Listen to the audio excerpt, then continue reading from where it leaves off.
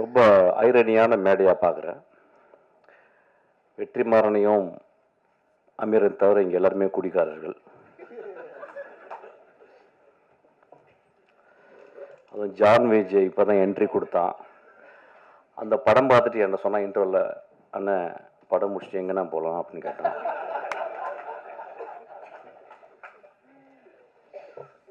தமிழ் சினிமாவில் அதிகமாக குடித்தவனும் குடித்து கொண்டிருப்பவனும் குடிக்கப் போவனும் நானே. இப்போ நான் நிறையா இதை பற்றி பேசும்போது ஒரு ஐடியா ஒன்று வருது. எப்படின்னா இந்த படம் ஒரு அடிக்ஷனை பற்றி படம் அப்படின்னு சொல்லிட்டு. இப்போ எனக்கு அப்படி ஒரு இன்டர்பிரேஷனாக நான் அப்படி பார்க்கல. ஏன்னா தினகரை நான் இந்த படம் பார்க்கும்போது ஒரு ஒன் ஆஃப் த ஃபைனஸ்ட் ரைட்டராக நான் பார்த்துருக்கேன். So any finest writer will not talk loudly. மேலே ஒன்று இருக்கும், ஆனால் கீழே சப்டெக்ஸ்டில் ஒரு கதை சொல்லுவான். இந்த ஒட்டுமொத்த படமும் ஒரு சப்டெக்ஸாக தான் நான் பார்க்குறேன். குடி மனிதன் தோன்றலேருந்து குடியிருக்கு. இப்போ ஃபென்னி அப்படின்னா அங்கே விளைந்த கோவாவில் போர்த்துகீஸ் அவங்க கொடுத்த அந்த விதையிலிருந்து ஒரு பலரசத்தை எடுத்து அதை போதை ஆக்கி குடிக்கிறோம். தமிழ்நாட்டில் ஆதியில் இருந்துச்சு. அதாவது எனக்கு அதை பற்றி ஃபுல்லாக தெரியும். ஆக்சுவலாக அவங்க சாராயமே எனக்கு காய்ச்சல் அளவுக்கு எனக்கு டெக்னாலஜி தெரியும். எனக்கு ஆக்சுவலாக நான் சினிமாவோட அதை கண்டுபிடிச்சிருக்கேன். எப்படின்னு கண்டுபிடிச்சிருக்கேன். அது மது உழப்பு வந்தால் பிறகு நம்ம கவலைப்படாது, நான் காய்ச்சிருவேன், கவலைப்படாது. ஒவ்வொரு நாட்டுக்கும் போகும்போதும் அந்த நாட்டில் அந்த குடி இருந்து கொண்டே இருக்கிறது. அப்போ குடி அப்படின்னும் போது சமூகம் எப்படி பார்க்குறதுன்னா ஒரு காரி துப்புனை எச்சல் போலதான் ஒரு குடியை பார்க்குறது. மது ஒரு காலத்தில் ஒரு பெரிய சேக்ரட், ஒரு கம்யூனல் பார்ட்டிசிபேஷன். ட்ரைபல், எல்லா ட்ரைபலும் இப்போ நீங்கள் இப்போ இங்கே இருக்க 6 ட்ரைபல்ஸ் இருக்காங்க. நம்ம இதில் தோடாஸ் இருக்காங்க, குறும்பாஸ் இருக்காங்க. அந்த குறும்பாவில் 2 இருக்குது. கிட்டத்தட்ட ஒரு 5-6 பேர் இருக்காங்க. 5-6 பேருக்கும் அவங்களுக்கு இண்டிஜினஸாக அவங்க கிரியேட் பண்ண மது இருக்குது. ஆனால் அந்த மதுவை எப்போ குடிக்கிறாங்க அப்படின்னா, ஒரு வருடத்துக்கு 4 நாட்கள் 5 நாட்கள் அவங்களுடைய கடவுள் வழிபாடு. அப்போ அந்த வழிபாட்டுக்கு படைக்கிறது மாமிசத்தை படைத்து மதுவையும் படைத்து மதுவை குடித்து மாமிசம் சாப்பிட்டு விட்டு அன்று முழுதும் ஆடி களைத்து விட்டு அதை மறந்து விட்டு திரும்பி காட்டுக்குள்ளே வேட்டையாட போறாங்க. நாகரிகம் வளர்ந்த பிறகு அதை நம்ம அதை சொசைட்டலாக நம்ம கன்வெர்ட் பண்ணிக்கிறோம். ரோமானியர்கள் அவ்வளவு குடியிலே இருந்ததாங்க. முகலாய நம்ம ஹிஸ்ட்ரி ஆஃப் முகல் எம்பையர்ஸை பார்க்கும்போது சில பேர் ரொம்ப ரொம்ப ஸ்ட்ரிக்டாக அப்ஸ்டேனாக அவுரங்கசீப் மாதிரி இருந்தாங்க. சில பேர் இன்டெல்ஜ் பண்ணாங்க. ஸோ உலகம் ஃபுல்லாக பிரிட்டிஷர்ஸு. நீங்கள் வைன் செல்லாரை பார்த்தீங்கன்னா, பிரிட்டனில் போய் பார்த்தீங்கன்னா, ஒரு வீட்டில் அவனுக்கு கோடி ரூபாய் பேங்க்கில் இருக்கோ இல்லையோ, கோடி ரூபாய்க்கு ஒர்த்தான வைனை அவன் செல்லரில் வைக்கிறான். சில நேரங்களில் அவன் காசு இல்லாத போது அந்த வைனை கொடுத்து எனக்கு காசு கொடுன்னு சொல்லி வாங்கிக்கிறான். ஸோ ஒரு இன்வெஸ்ட்மெண்ட்டாகவே அந்த வைனை ஆக்கிக்கிறான். ஒரு ஸ்காட்லாண்டு முழுதும் விஸ்கி இருக்குது. ஸ்காட்லாண்டு முழுதும் நான் போகும்போதும் தேடி தேடி தேடி டெலவேர் எல்லா இடத்துலையும் போகும்போதும் அங்கே ஒரு விதமாக மது இல்லாத இடமே இல்லை. மனிதனுக்கு மது தேவைப்படுது சில நேரங்களில். ஆனால் நான் ஆரம்பிக்கும் போது இந்த படத்தை பற்றி பேசுறதுக்கு இப்படி தான் ஆரம்பிக்கணும்னு இப்போ நினைக்கிறேன். நானும் மதுவை விரும்பி நேசித்து குடிப்பவன். ஆனால் ஒரு நாள் கூட அந்த மது என்னையை கண்ட்ரோல் பண்ணதில்லை. அந்த மதுவை குடிக்கும் பொழுது என்னைய பொறுத்தல, நான் அசிஸ்டன்ட் டைரக்டர் எப்படின்னா, சாராய கடைக்கு போகும்போது அசிஸ்டன்ட் டைரக்டர் இருக்கும்போது ஒரு குவார்ட்டர் வாங்குற காசு இருக்கும். மோஸ்ட்லி ஓல்டு மங்கு. 2 டாட்டாஸ் கொசுவத்தியோடு உள்ளே போவேன். என்னை பேச ஆரம்பிச்சபோது சினிமா பேச ஆரம்பிச்சிடும். சிவாஜி பேசுவோம், பாலச்சந்தர் பேசுவோம், பாரத ராஜாவை பேசுவோம், இளையராஜாவை பாடுவோம். ஸோ எங்களுக்கு பெரிய கான்ஃப்ளிக்ட் யாருன்னு கேட்டால் அந்த கொசுத்தலை தான். ஸோ எங்கள் பக்கத்தில் 2 கொசுவத்தி எரியும். ஒரே ஒரு குவார்ட்டர் ஓப்பன் பண்ணி அடிக்க ஆரம்பிப்போம், பேச ஆரம்பிப்போம். அப்புறம் நான் பாட ஆரம்பிப்பேன். எங்கேருந்தோ ஒரு குவார்ட்டர் வந்துடும் எனக்கு, நான் பாட ஆரம்பித்த மாதிரி.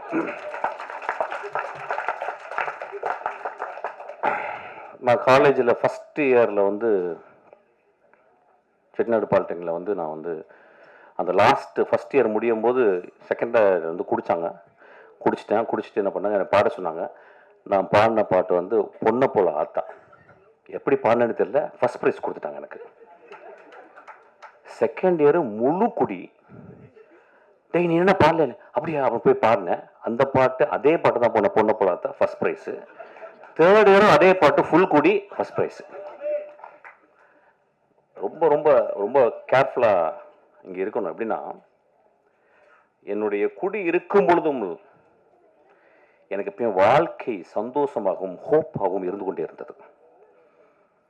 இந்த படம் அவன் என்ன சொல்லியிருக்கான்னு எனக்கு தெரியல. அது வந்து I have to go deeply into. I don't want to go because it's my interpretation is very important.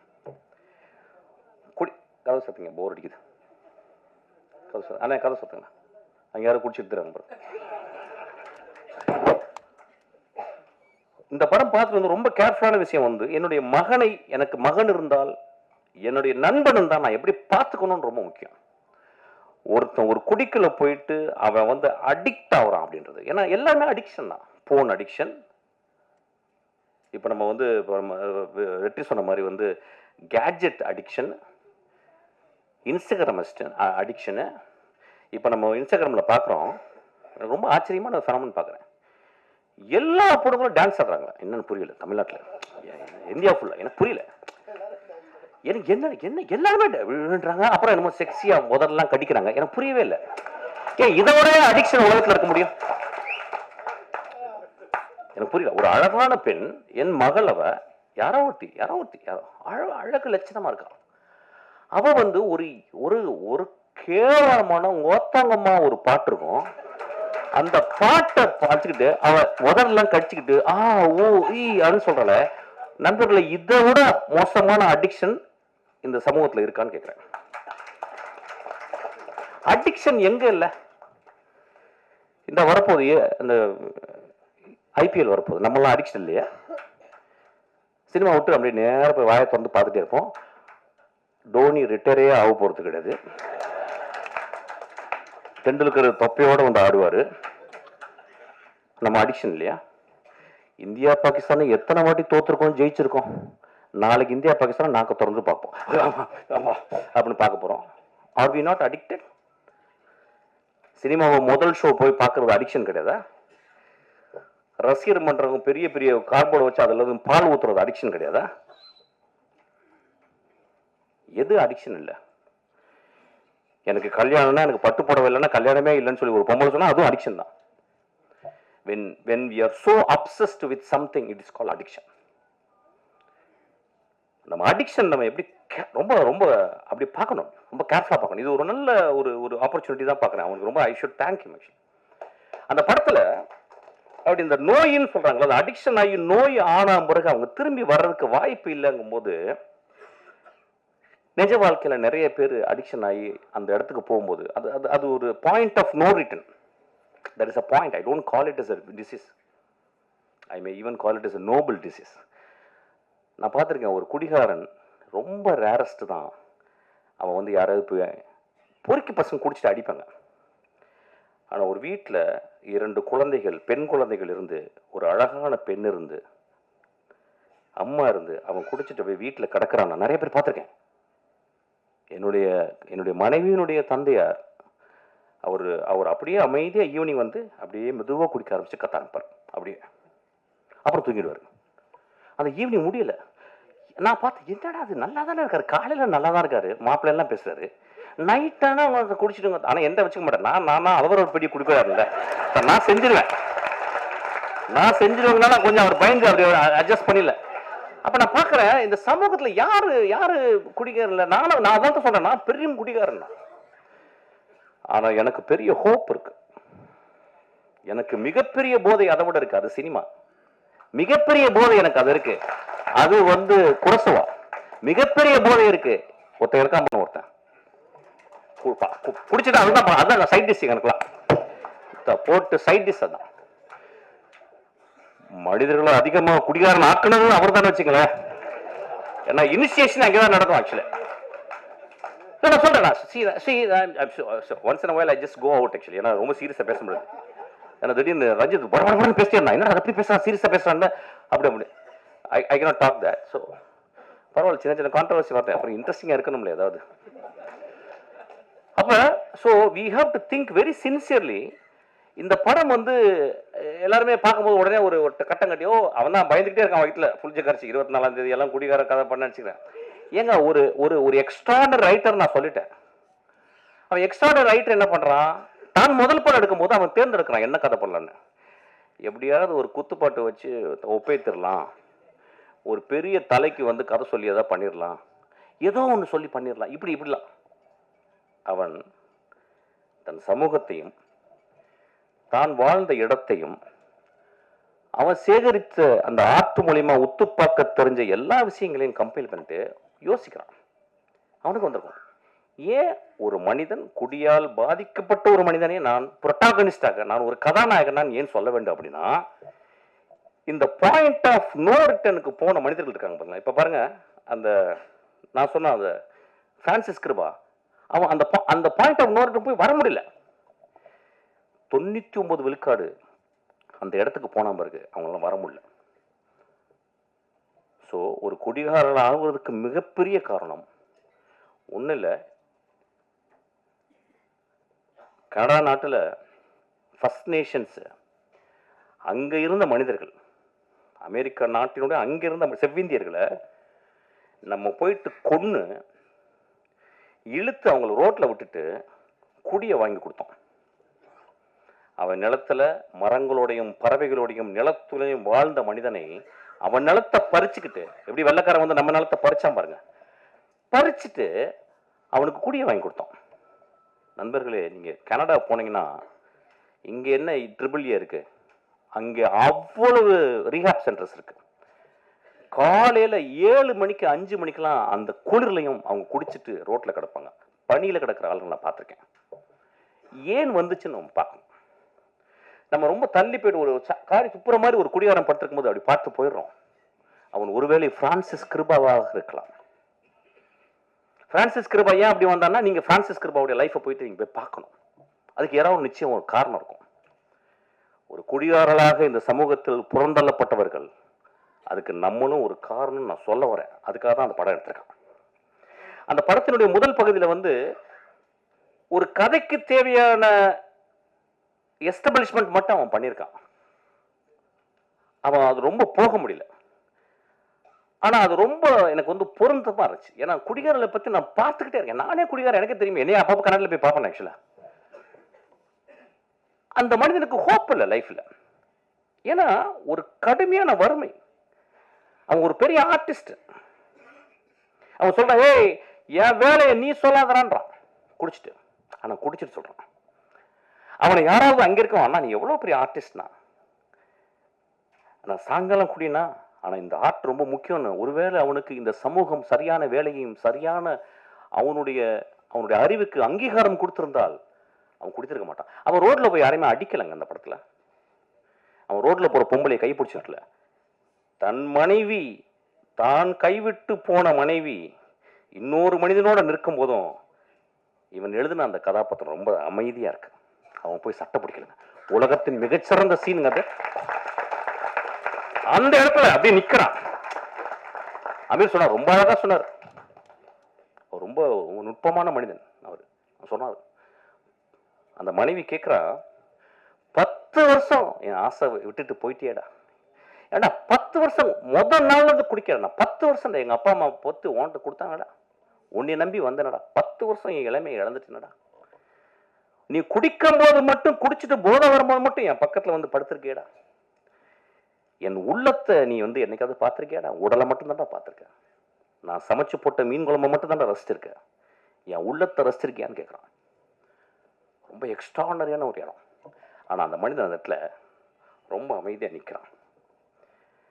So ரொம்ப ரொம்ப careful. Cinema it is not just portray facts, it's a fictional reality. ரியாலிட்டியோடைய பெருசு நான் fiction சொல்லுவேன். இல்லைன்னா காஃப்காவுடைய மெட்டமார்ஃபசிஸை இன்னும் இந்த உலகம் படிச்சுட்டு இருக்குமா? One day Gregor Samsa woke up and found he became a vermin or an insect அப்படின்னு சொல்ற இதை விடவா ஒரு பெரிய ஒரு ஃபேரிடேல் இருக்க முடியும்? ஸோ இந்த படமும் ஒரு ஃபேரிடேல தான் நான் பார்க்குறேன். ஏன்னா ஒரு நம்ம சமூகத்தில் ஒரு குடிச்சுக்கிறத நம்ம பக்கத்தில் பார்க்க மாட்டோம். குடிக்கிறவன் தன்னை அவனுக்கு பார்க்கறதுக்கு வாய்ப்பு கிடையாது. குடிகாரனோடு வாழ்ந்து கொண்டிருக்கும் அந்த குடும்பம் அவனை எப்படி அவனோட அன்பு செலுத்த முடியும்னு தெரியாது. இந்த படம் அதை சொல்லிக் கொடுக்கும். ஒரு குடிகாரன் இந்த படத்தை பார்த்தால் நான் ஹோப்போட நான் எப்படி வருவேன்னு இந்த படம் கத்துக்கு தரும்.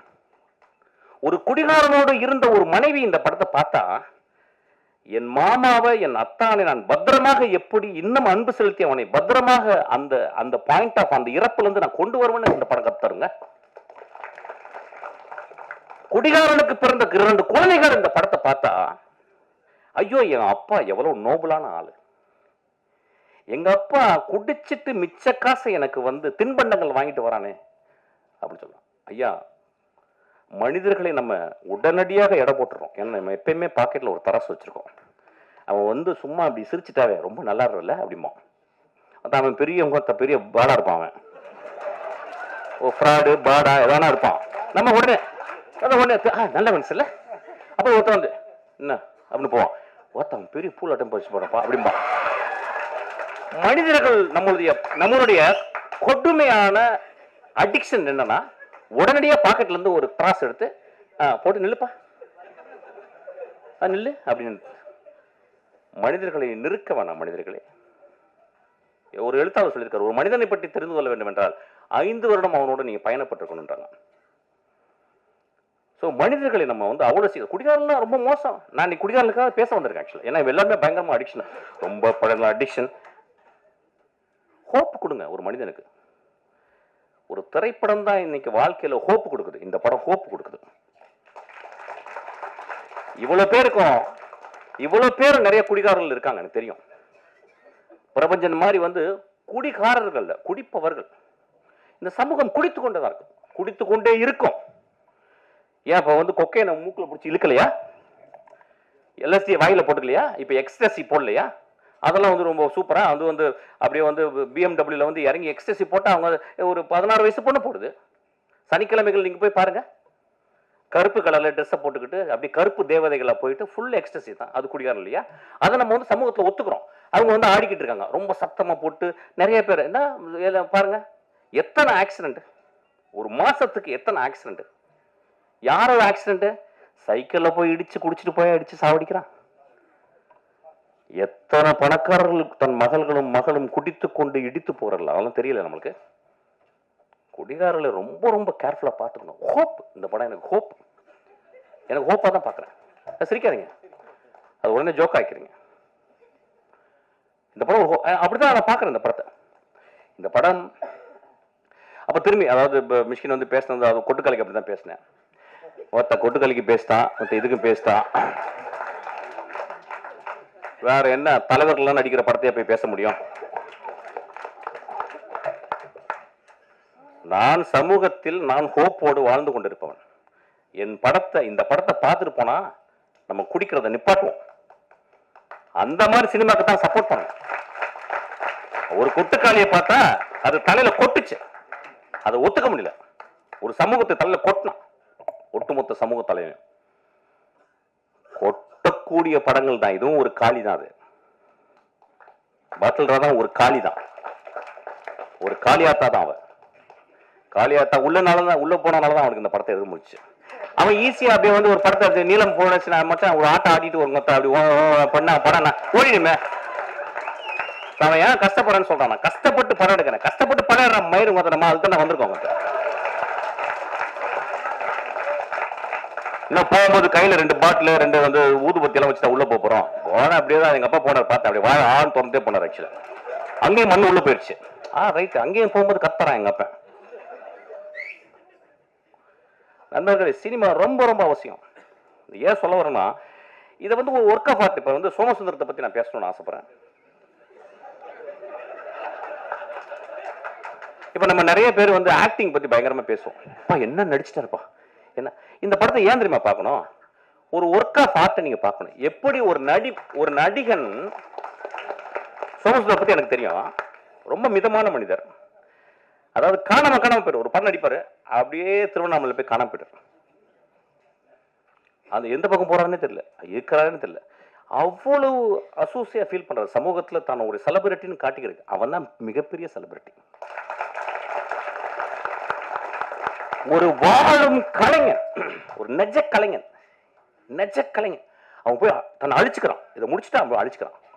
இந்த படத்துல நிறைய ஸ்டான்லி சார் ஸ்கூல்ல முதல் முதல் முதல் முதல் கிளாஸ் எப்படி எடுப்பாங்க? ஒரு கிளாஸை கையில கொடுத்துட்டு குடிகாரன் மாதிரி நடிப்பாங்க.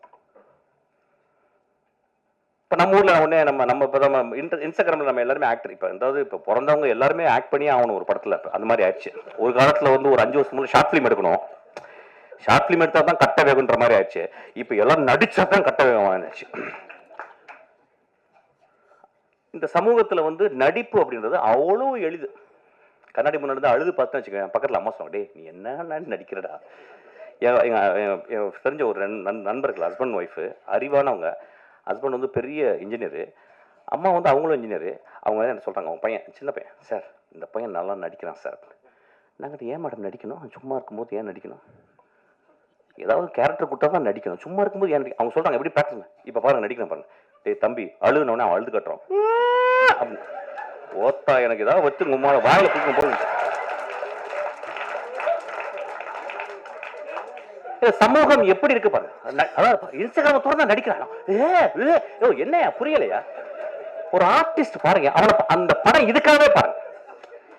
ஏன் அந்த பாப்பாவையும் சோமசுந்தரத்தையும் பார்க்கணும்? அஞ்சனால அவங்க பேரு. ஏன் நீங்க வந்து பார்க்கணும் அப்படின்னா, சோமசுந்தரத்தை ஒரு சீன்ல குடிச்சிட்டு தண்ணியில கிடக்குறாரு. ஒரு நண்பன் வந்து தூக்குறான். அவர் அந்த கேமரா மேல இருந்து டாப் ஆங்கிள் கொஞ்சம் ஒரு 3/4 இருக்கு. அவர் இப்படி திரும்பி பார்க்குறாரு. எனக்கு நெஞ்சே வெடித்து போல இருந்துச்சு. 27 வருஷம் சினிமாவை ஒத்து பார்த்துக்கிருக்கேன். மிகச்சிறந்த நடிகர்களோடு நடிச்சுக்கிருக்கேன். என்னுடைய ட்ரெயினில் மிகச்சிறந்த நடிப்பை வந்து என் தம்பி வந்து விஜய் சேதுபதி கொடுத்துருக்கான். நான் அந்த சோமசுந்தரனுடைய அவன் திரும்பி அந்த உலகத்தை பார்க்குறான். இடதுபுறம் திரும்பி அதை டைரக்டர் சொல்லி கொடுக்கவே முடியாது. There is a territory where director cannot enter. Only an actor with extraordinary sensibility, with a zero ego, he performs. நண்பர்களே, அந்த ஒரு ஷாட்டுக்கு நீங்க கொடுக்குற 150 ரூபாய் ஈக்குவல் ஆயிடும். அந்த ஒரு ஷாட்டு. உடனே ஒரு குரூப் போய் எழுதும், என்ன அப்படி பிடிங்கிட்டாரு, நாங்களும் தான் பார்த்தோம், இப்படி திரும்பினாரு, அவ்வளவுதானே. எழுதுங்க நண்பர்களே, எழுதுங்க. நம்ம என்ன பண்ண முடியும்? நம்ம தான் தராசு வச்சிருக்கோமே. மிஷ்கின் சொல்லிட்டு அவங்க கல் இந்த பக்கம் வச்சிருக்கேன், அப்படி தூக்கிடு சொல்லு. அதுக்கு தான் பண்றேன். 25 வருஷம் என்னை திட்டி 25 வருஷத்துக்கு எனக்கு ரசிகர் மன்றம் ஆயிடுவாங்க. நீங்க அது நடக்கும். கண்டினியூஸா தான் பண்ணிக்கிட்டு இருக்கேன். அப்ப நீங்க இங்க இருக்க ஜெனரேஷன், நியூ ஜெனரேஷன் என்ன பாக்குறாங்க? நடிப்பு அப்படின்னா என்னன்னு ஒரு எழவே தெரியலங்க. இது நடிப்பே கிடையாது, இது ஆப்பு, இது அவலட்சணம், அழுக்குது. ஆக்சுவலா ஒரு மனிதன் எங்க நடிக்கிறான் அப்படின்னா, கடுமையான பொய்யை சொல்லும் போது நடிக்கிறான். எங்க வீட்டுல வந்து நான் வந்து 10 பைசா திருடுறேன், எங்க அம்மாக்கு தெரியாம. எங்க அம்மா வந்து அப்படியே பாத்ரூம்குள்ள போகும்போது அப்படி நீளமா அப்படி போவாங்க அந்த பாத்ரூம்ல. அப்ப நான் வெயிட் பண்ணுவேன். அந்த டேபிள்ல அந்த செம்பு இருக்கும், ஒரு வெள்ளியில செம்பு இருக்கும்.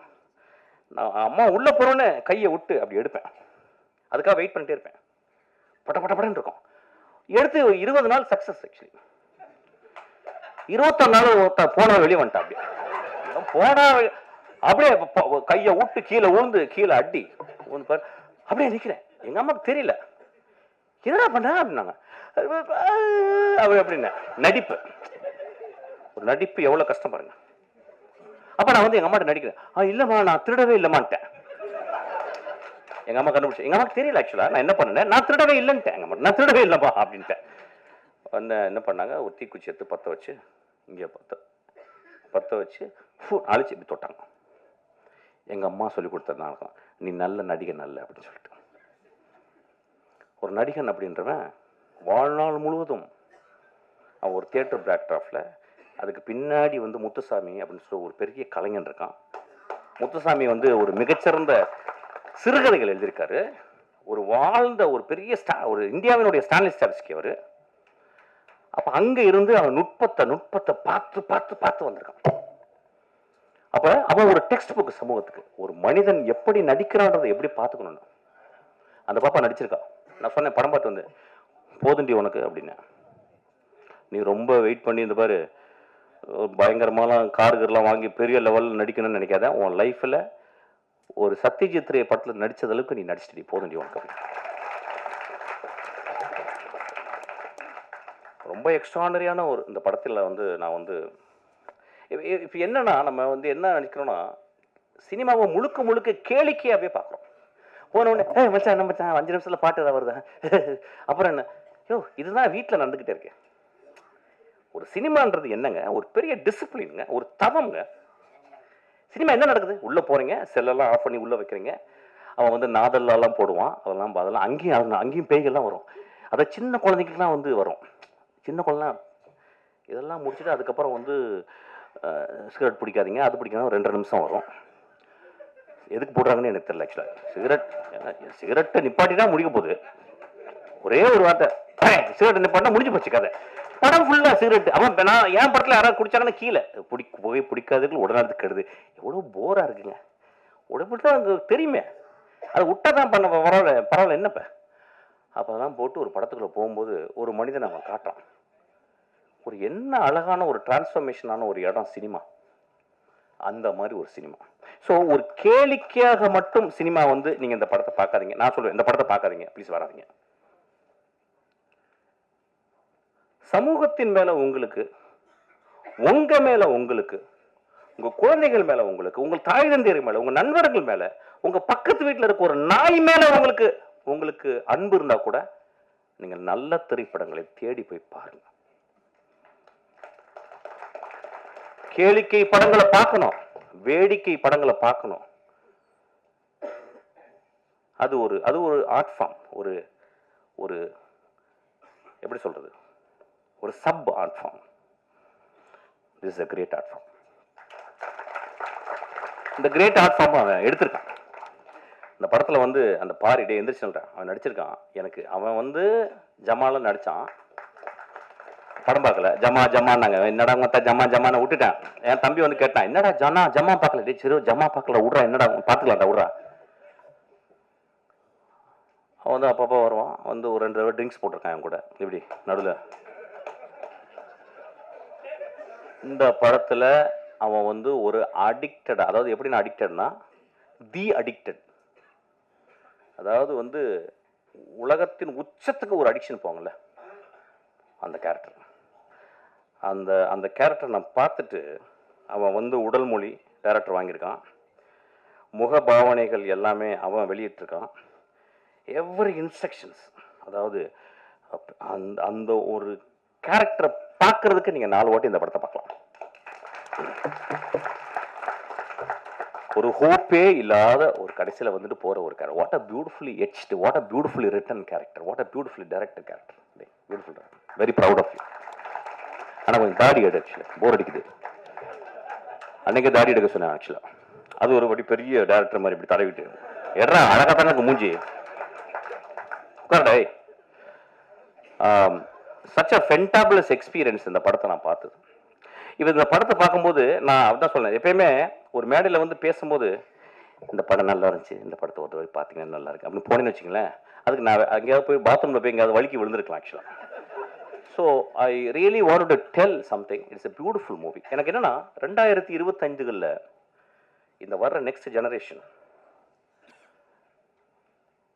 ரொம்ப நுட்பமாக தெரிஞ்சிச்சு. ஏன்னா அந்த 75-80 வருடம் சினிமாவை பார்த்து புளிச்சு போன புளி ஏப்பம் தெரியும் சொல்லுவாங்க, புளிச்ச ஏப்பம்னு சொல்லுவாங்கல்ல, அந்த புளிச்ச ஏப்பம் தான் எல்லாமே. இப்போ நானும் வெற்றிமாறன் நமீர்லாம் மறந்துக்கிட்டு இருக்கோம் என்ன பண்ணுறது அப்படின்னு. ஆனால் பண்ணிக்கிட்டே இருக்கோம். ஏன்னா எங்களுக்கு வந்து ரைட்டர்ஸ் ஹெல்ப் பண்ணிக்கிட்டே இருக்காங்க, எங்களுடைய ஆத்தர்ஸ் எங்களுக்கு வந்து எப்பயுமே ஹோப் கொடுத்துட்டே இருக்காங்க. இப்போ இன்றைக்கி வர்ற ஆளுங்க தே taking beautiful movies, extraordinary movies. இந்த படம் தமிழ் சினிமாவில் வந்து இந்த படத்தை போய் நீங்கள் போயிட்டு நீங்கள் வந்து தரசு எடுத்துகிட்டு போயிட்டு இந்த ஃபஸ்ட் ரீல் நல்லா இருந்துச்சு, செகண்ட் ரீல் நல்லா இருந்துச்சு, தேர்ட் ரீல், அந்த படத்தில் வந்து அந்த ரீஹாப் சென்டரில் நடக்கிற அவுட்ஸ்டாண்டிங் காமெடி நீங்கள் இது தமிழ் சினிமாவில் பார்த்துருக்க மாட்டீங்க. அந்த மனிதர் எங்க அவர் யாருங்க பேர் சார் இருந்திருக்கீங்க சார், ரொம்ப பியூட்டிஃபுல். உங்களுக்கு தான் சார் மாறன், என்ன பெர்ஃபார்மன்ஸ், என்ன பெர்ஃபார்மன்ஸ், ஒரு பெரிய கிளாப் கொடுங்க.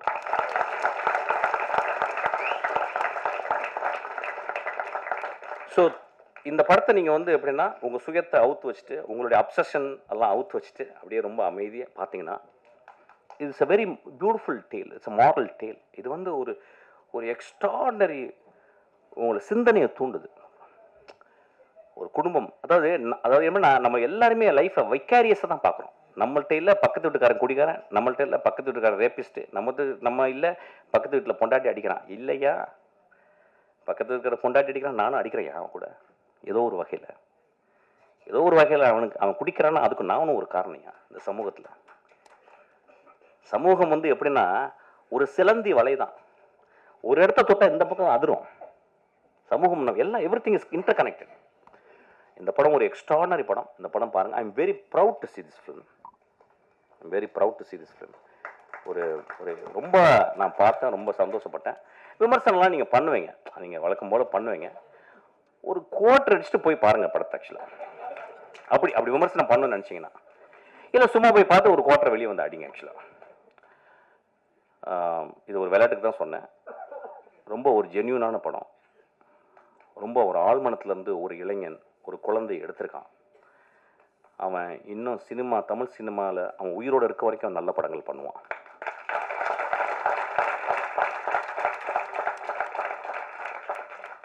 ரொம்ப நாளைக்கு அப்புறம் அவன் வந்து டைட்டிலில் போடும்போது தேங்க்ஸ் கார்டில் போகும்போது சிங்கிஸ் ஐத் மேத்தோன்னு போட்டிருந்தான். நான் அப்படியே ஷாக் ஆச்சு உடம்பு. ஒரு சிங்கிஸ் ஐத் மேத்தோவை படித்தவன் மட்டும்தான் அந்த சமூகத்தை அவ்வளோ நேசிக்க முடியும். ஒரு சிங்கிஸ் ஐத் மேத்தோவை படித்தவன் மட்டும்தான் ஒரு மனிதர்களை எப்படி உற்று பார்க்க முடியும்னு அவன் கற்றுக்கான். அவன் பெரும் கலைஞன். அவன் கற்றுக்கிட்டான்.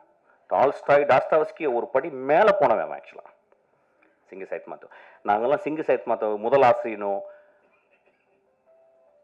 இல்லை குல்சாரியோ அல்லது ஜமீலாவோ படிக்காமல் நான்லாம் இந்த மேடல் இருந்திருக்க வாய்ப்பே இல்லை. ஸோ அவனை அந்த பார்த்தவொடனே எனக்கு அவ்வளோ சந்தோஷம். எனக்கு ரொம்ப ப்ரௌடாக ஃபீல் பண்ணேன். நல்ல படங்கள் நீ பண்ண போகிற ஃபுல்லாக. அதுக்கு நீலம் அவன் ரொம்ப எக்ஸ்ட்ராடினரியாக ஒர்க் பண்ணியிருக்கான். Thank you so much. What a beautiful evening. Thank you so much. எங்க ஆரம்பிச்சு எங்க முடிச்சார் பார்த்தீங்களா?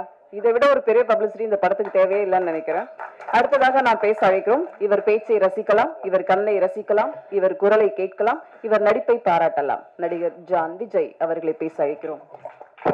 ஜான் விஜய் நடிச்சிருக்கான் பாரு. டே மச்சான், நீ ரொம்ப நல்லா நடிச்சிருக்கேன்னு சொல்லிட்டேன். டே ஜானே, சிவாஜி மாதிரி நடிக்கிற. அப்படியே பாக்கெட்ல விட்டு, அதாவது ஒரு புலி எலியானா அப்படி இருக்கும், அது மாதிரி இருக்கு. வா நல்லா பண்ண.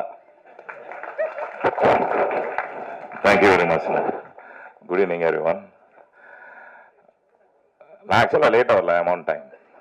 இந்த கூலிங் கிளாஸ் போடுறவங்க எல்லாம் ஒரு தனியாக ஒரு லிஸ்ட் வச்சு, தம்பி ரஞ்சித் முதல்ல, அடுத்தது மிஸ்கின், அடுத்தது நான் அப்படின்னு கூப்பிட்டுருக்காங்க. I second whatever Mishkin Anand said about the whole film. And I'm going to pick only a few points out of that and I'm going to speak to you guys on it. And this film is a very special film for me.